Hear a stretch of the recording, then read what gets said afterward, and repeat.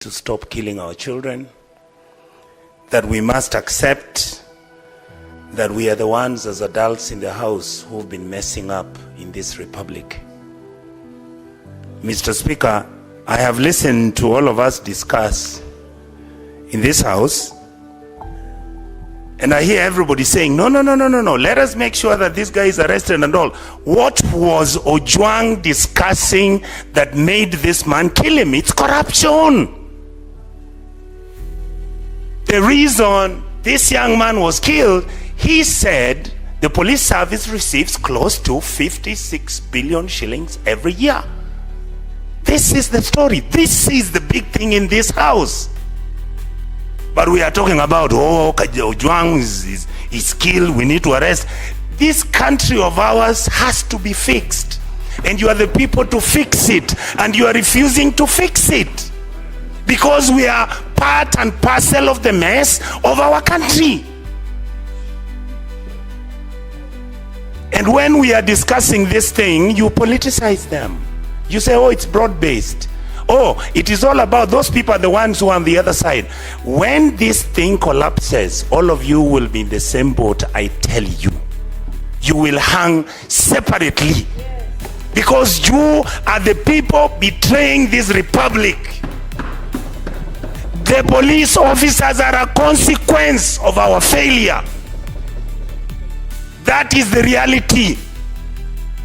We have refused to accept that we can fix this country, that we can work together, that we don't have to be tribal, that we can actually act as adults.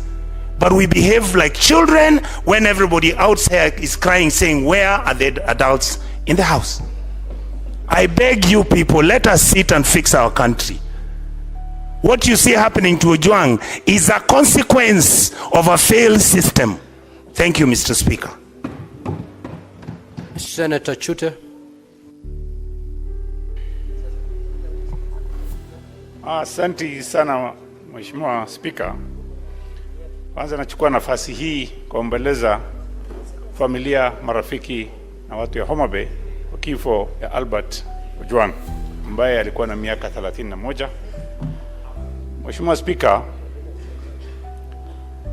leo ukiendesha gari ukikimbizwa na wakora, mahali utaenda kwanza kukimbilia uokoe maisha yako ni police station. Mheshimiwa Speaker, sasa ukienda police station ya Kenya na utauawa, ukikimbizwa na wezi utaenda wapi? Hauna mahali pa kwenda, kwa sababu mahali unakimbizwa iko kifo, mahali unaenda pia iko kifo. Hiyo ndio maisha tuko nayo leo. Mheshimiwa Speaker, askari iko Kenya ni 1108 askari polisi na askari ya utawala. Mheshimiwa Speaker, mimi nikisimama hapa nikiwakilisha Marsabit, sitaki kulaumu polisi wote. Siku 5 iliyopita mahali inaitwa Lagat Electorokana, Marsabit County, watu 4 waliuawa. Napeana pole kwa hiyo familia. Kama polisi wanaitwa QRU, Quick Response Unit, hawajafika huko, saa hizi watu karibu 100 wamekufa. Nataka kupongeza polisi vile walifanya kazi hapo. Mheshimiwa Speaker,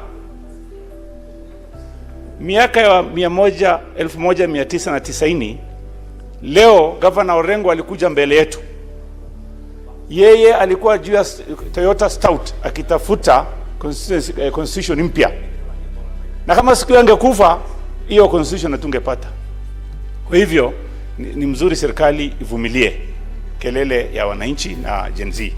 Mheshimiwa Speaker, nataka kusema hivi. Kuna watu wanasema kuna broad based government na wanataka kulaumu Rais Mheshimiwa RUTO. Kama wewe uko kwa hiyo serikali, kwa nini unalaumu RUTO? Wewe umeingia kwa serikali, uko ndani, kwa nini unasema RUTO? Si ufanya kitu hata wewe, kwa sababu umeingia kwa serikali, umepatiwa waziri, umepatiwa pesa, umepatiwa kitu mnataka zote mnapata. Usikae huko ndani halafu unajifanya kama uko nje. Ukiona mambo mabaya unalaumu serikali, ukiona mambo mazuri unasema tuko kwa serikali. Waacha ku double deal. Kaa ndani ama kaa nje. Ukikaa ndani waacha kulaumu serikali.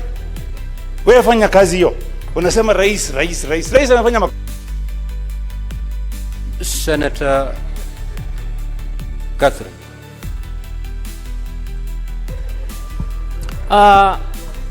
Thank you, Honorable Speaker, for this opportunity to speak. Speaker, this matter is grave. And this matter is painful for those of us who are mothers. Albert was about the age of my son, and Albert shares a name with my husband. And I have just learned Albert is a young man I have worked with when I served as chair of the ODM Elections Board. Mr. Speaker, what has happened is serious, and in my view, if not taken seriously, it may very well be the last straw. And I think we need to take this seriously. And honorable colleagues, even as we commend, even as we plan, Honorable Speaker, can you ask Omtata and Ojwang to tone their voices? Even as we plan to call the IG, honorable colleagues, I want to ask you, is IG capable of investigating this case? I don't think he's capable of investigating this case. Mr. Speaker, I think the DIG need to do this country a favor. He needs to resign. As the first step of showing respect to the family of Albert Ojwang, the DIG needs to resign. He doesn't even need to go through the process of being fired. Mr. Speaker, secondly, I don't think the IG is capable of investigating this case because it is his number 2 who was supposed to be a complainant over a freedom of expression issue. I'm asking that we consider this matter being guided as an inquest so that somebody other than the IG or the DIG deals with this matter. And I'm asking colleagues to put their heads together to seriously consider so that we can get justice for this family. And for those of you who are close to the president, please give him this advice. This may very well be the last straw in this country. I think it is sad for this family. No, I'm not threatening anybody. It is sad for this nation, and it is painful. Anybody who is a mother, anybody who is a father feels that this is not acceptable. Senator Methu. Thank you very much, Mr. Speaker, sir. Thank you very much, Mr. Speaker, sir. I'm being disrupted by my cousin, Senator Sifuna. Mr. Speaker, if the tears of the father of Albert Ojwang do not prick the concerns of the members of this House, Honorable Speaker, I do not understand what will ever prick our concerns. Honorable Speaker, I must also inform the House that I went to school with Albert Ojwang at one university. When I graduated in 2017, it was the first year. Mr. Speaker, how fragile are the egos of the people who have been tasked with the security apparatus of this republic, that a person of the stature of the Deputy Inspector General, who has a training, and I've seen that he has a master's in counter-terrorism, a man who is trained to deal with terrorists, cannot deal with just a Facebook post, Honorable Speaker, that he had to send for this young man on a weekend. Mr. Speaker, there is no record that Albert Ojwang was summoned to appear in any police station and he said no. He was being arrested on a weekend. His parents were there, actually, Mr. Speaker. Their father was coming to Nairobi with the title to come and secure the bond or the bail of his son, only to be given the body of his son in a body bag, Honorable Speaker. I am wondering, Honorable Speaker, even as we speak about the people we are speaking about, Mr. Speaker, did you actually see that the complainant in this particular case, DIG Eliud Lagat, was standing behind the Inspector General of Police when they're saying that they are starting the investigation, Honorable Speaker. How would a person whom, in my opinion, is the lead suspect in the murder of Ojwang be standing right behind the people who are expected to investigate, Honorable Speaker? Mr. Speaker, number two, I also would wonder how cold and how heartless is the heart of the president, that to this minute, he has not even issued a condolences. Everything is running on in the country like nothing has happened, Honorable Speaker. We have not even seen the condolence message of the Minister of Interior. If the president wants the young people to actually believe that he loves them, as he has been saying, Honorable Speaker, he must crack the whip on this person, Eliud Lagat. And I would ask, Mr. Speaker, who is this person that is protecting Eliud Lagat? How powerful is Eliud Lagat that he has or can commit a crime of this magnitude, Honorable Speaker, and continue serving as the Deputy Inspector General of Police, Honorable Speaker? Even as we require them to come to the House, him should have done this country a favor by resigning. In a democracy that is working, Honorable Speaker, Eliud Lagat cannot and should not be serving as the Deputy Inspector General of Police, Honorable Speaker. Finally, the life of Ojwang is as important as the life of Ongondowere, Honorable Speaker. In 2 days, the PS for Interior was giving an update of what has happened, including the arrest of suspects. Senator Isaboy.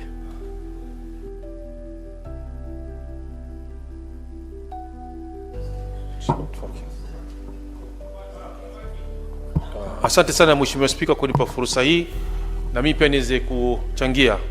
Mheshimiwa Spika, kwanza natoa risala za rambirambi kwa familia ya Albert kwa niaba yangu na watu wa Kwale County kwa kifo chake, kijana mdogo sana mwenye umri ambao takriban miaka 25 na kuendelea.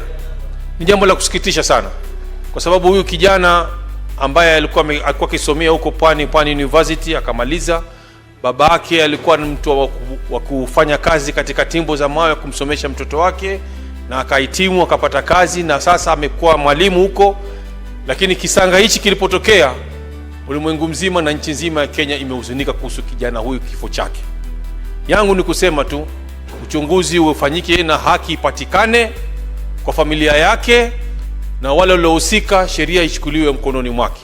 Asante sana Mheshimiwa Spika. Senator Veronica. Honorable Speaker, thank you for giving me this opportunity, and I want to also thank Senator Eddie for bringing this very important statement before the floor of this House. Honorable Speaker, I want to believe this is a dream.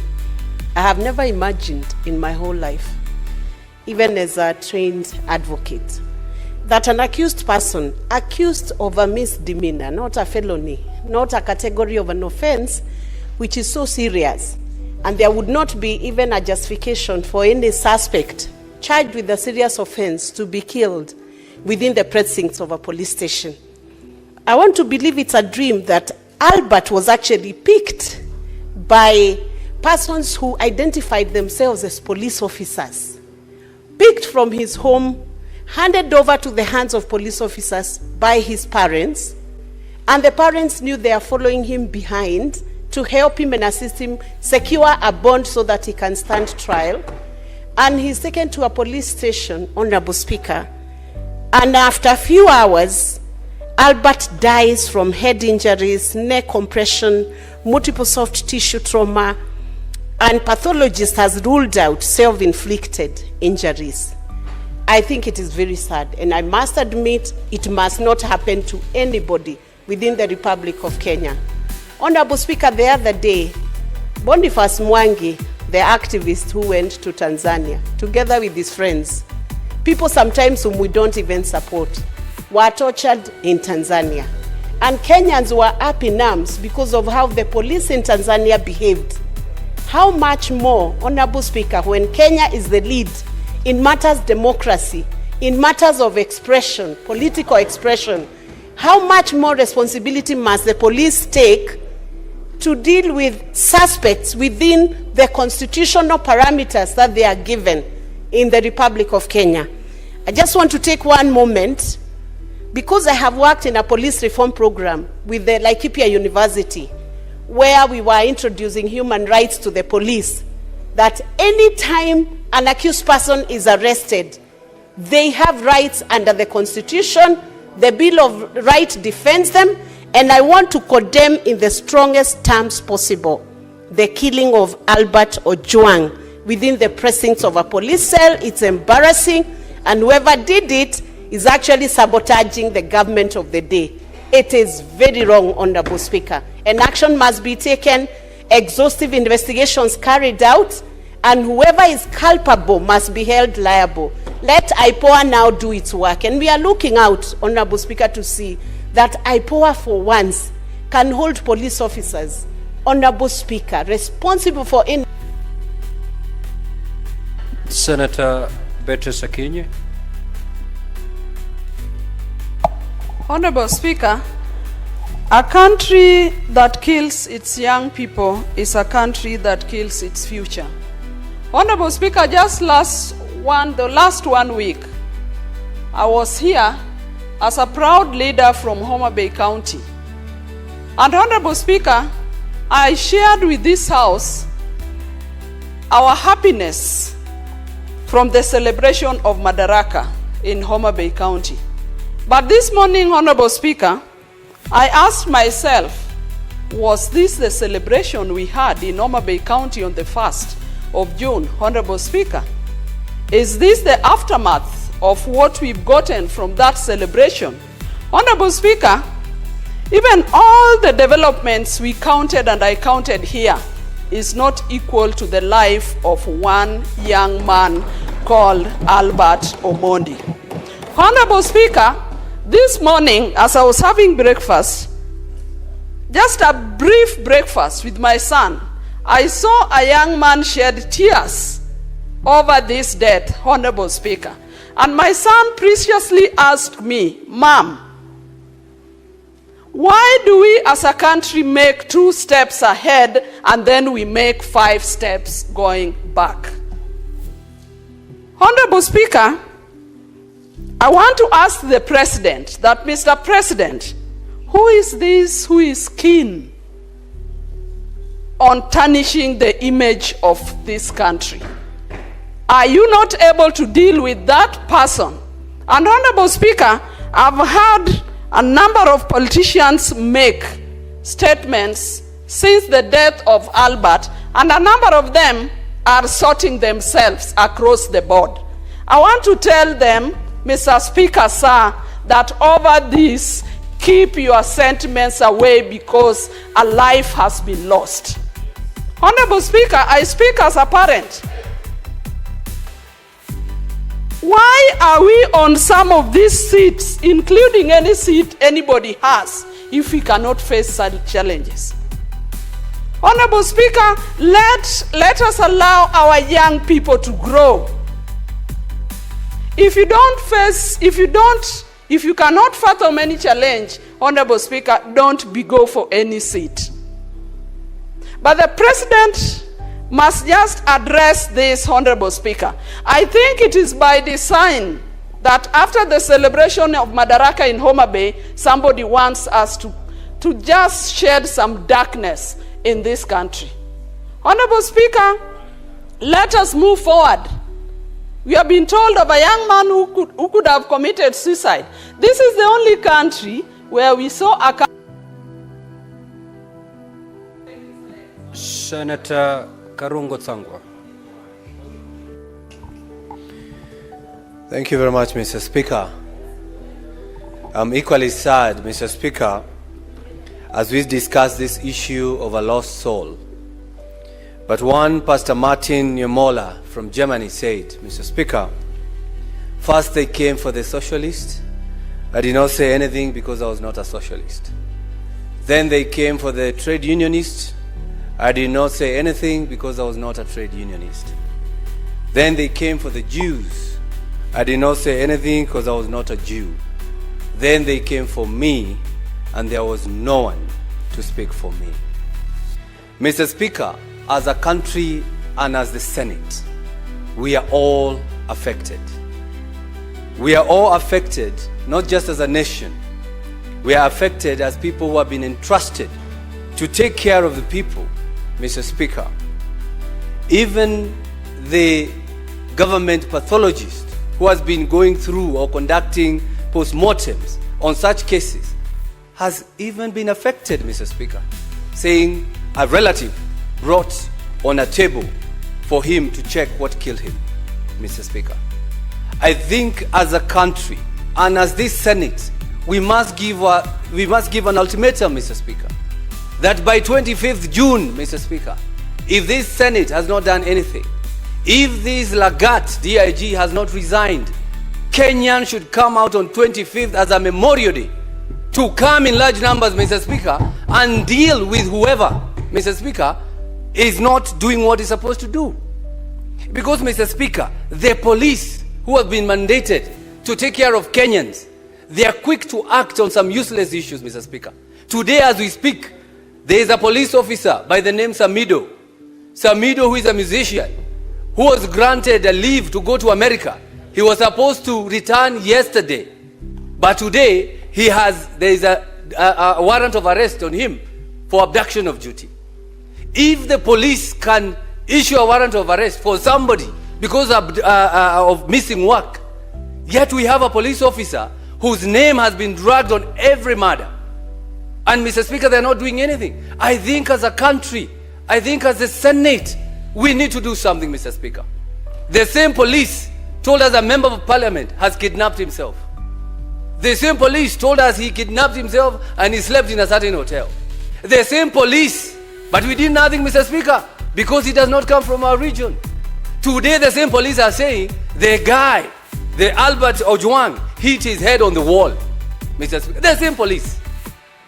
At least we can say we are here now discussing issues because we have been all affected by the death of Albert Ojwang, Mr. Speaker. Senator Kavindu.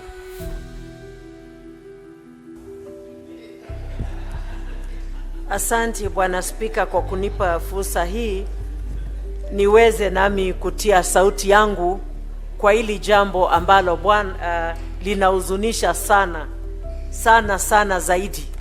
Na kwanza niwape wazazi wa huyu kijana pole zangu. Bwana Spika, kila mzazi utarajia kuzikwa na mtoto wake. Hakuna mzazi hata mmoja utarajia kuzika mtoto. Na hii Bwana Spika inaleta uchungu sana kuona watoto wetu wanauawa kama ndege.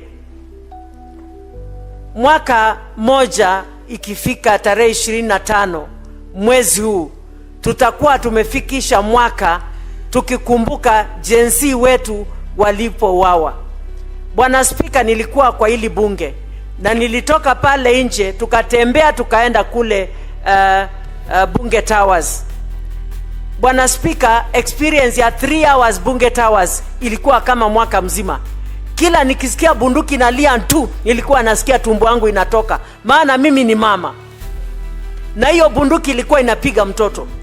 Sasa tunaongelea mtoto ambaye ameuawa na watu ambao wanastahili kuwa wanalinda kila mwananchi katika hili taifa. Kama tutauliwa kule, tunastahili kukimbilia usalama. Basi tutapata usalama wapi Kenya hii?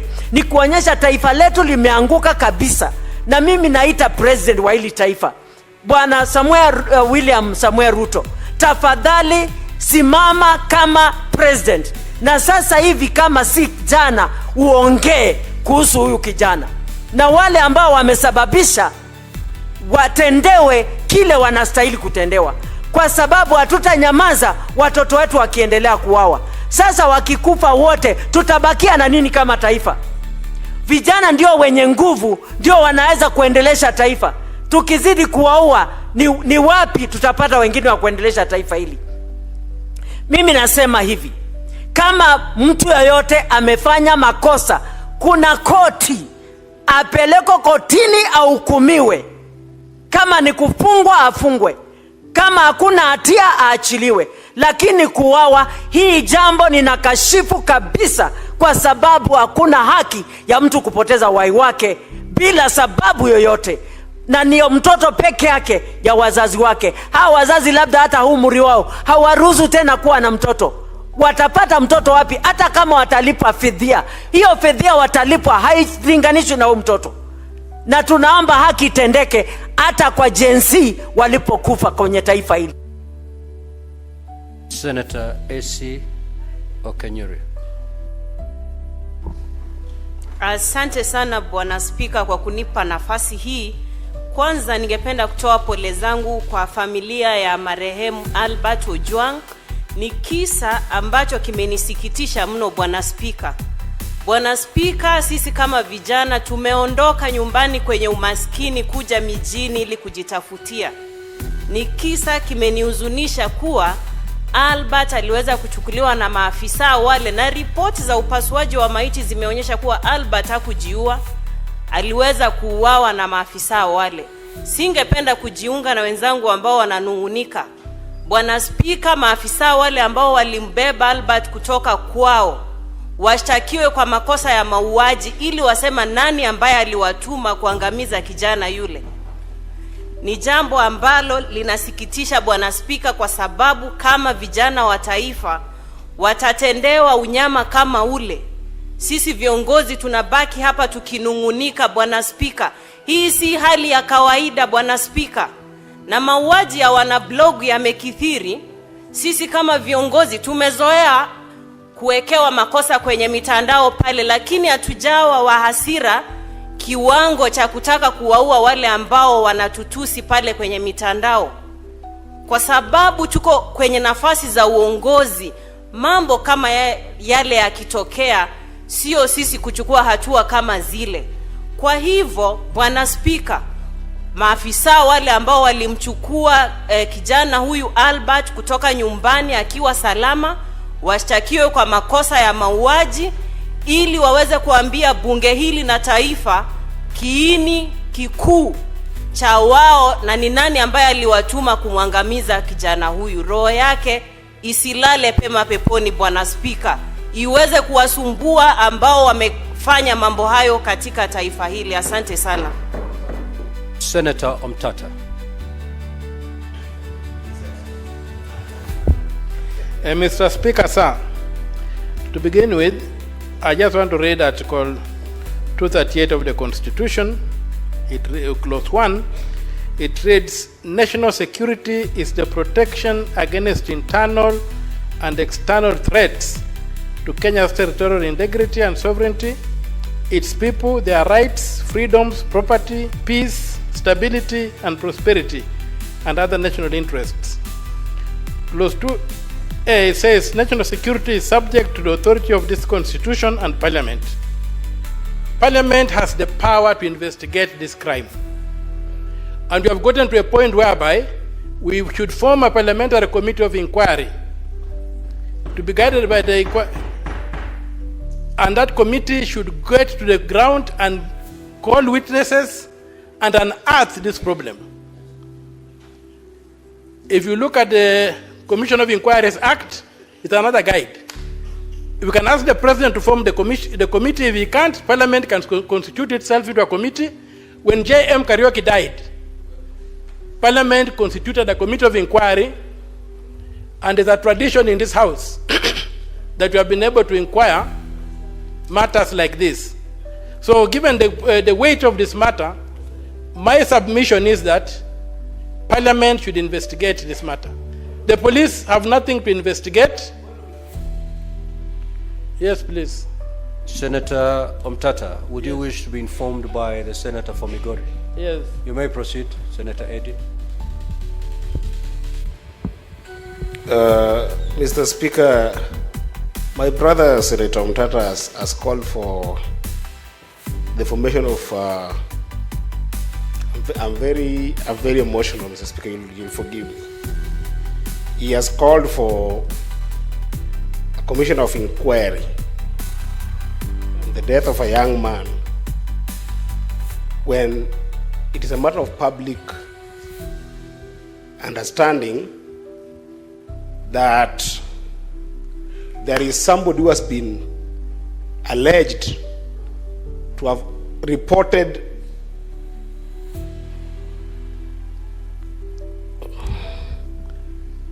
to have reported that Ojwang had published something about him. How does the justice system work, Mr. Speaker? How does it work? Can it be... Senator Eddy, what is this information that you'd wish to share to aid Senator Mtata's contribution? What I want to share with Senator Mtata is, there is a serious person who works in the police rank who had an issue with this young man, and there's nothing to inquire about him. At the very least, let the young people in Kenya see that at least this person is behind bars, or at least has written a statement for which can form a basis for any kind of inquiry. There is nothing to inquire about a DIG who had an issue with this young person, Mr. Speaker. What is there to inquire?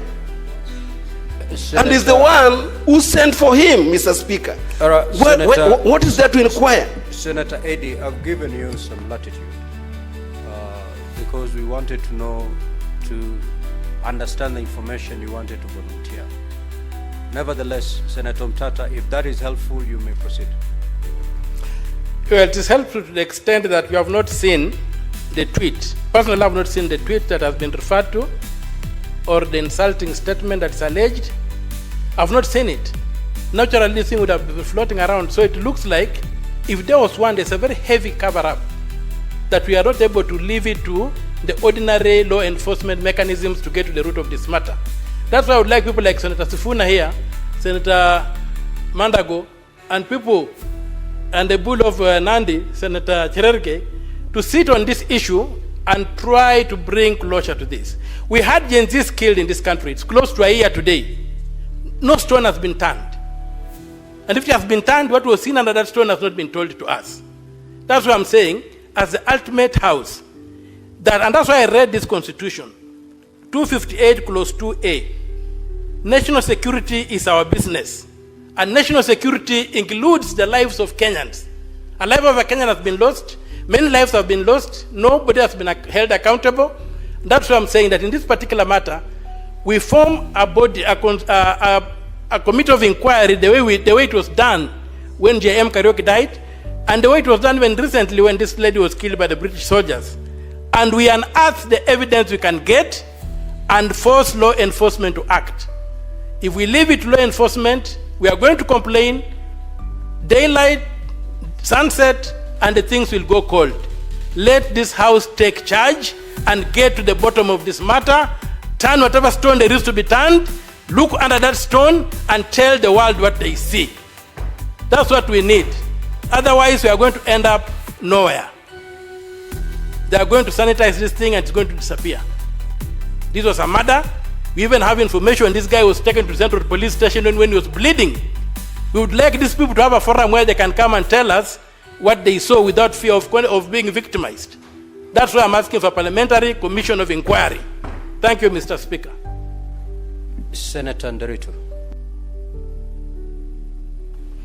Asanti Bwana Spika kunipa fursa hii. Kwanza kabisa nataka kuleta risala zangu za rambirambi na watu wa Laikipia kwa familia ya Albert Omondi Ojwang. Na nimpongeze